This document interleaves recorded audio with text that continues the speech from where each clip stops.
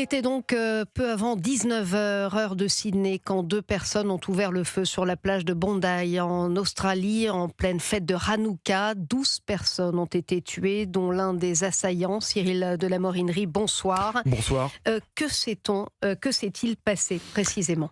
Il est 18h45, Bondi Beach, la plus célèbre plage d'Australie, est noire de monde. Nageurs, surfeurs et promeneurs se détendent dans une atmosphère estivale. Il fait 30 degrés.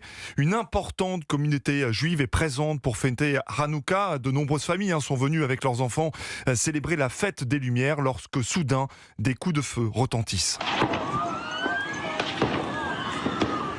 L'enfer s'abat sur cette plage australienne. Deux tireurs vêtus de noir et armés de fusils semi-automatiques ouvrent le feu.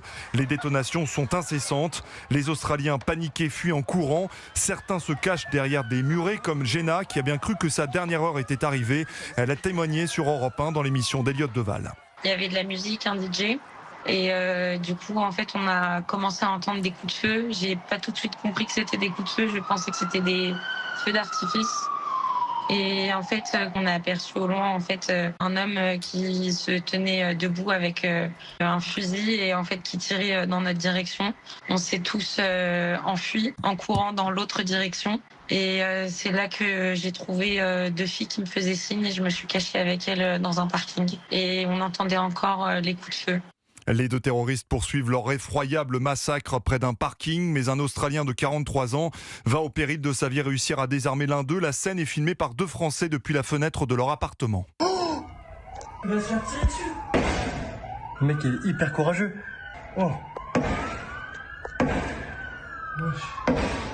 Ce héros se jette sur l'assaillant, lui arrache sa mitraillette, il parvient à faire fuir le meurtrier. On assiste enfin à une scène de guerre avec deux terroristes retranchés sur un pont. L'un des deux forcenés est abattu par la police australienne, le deuxième est neutralisé.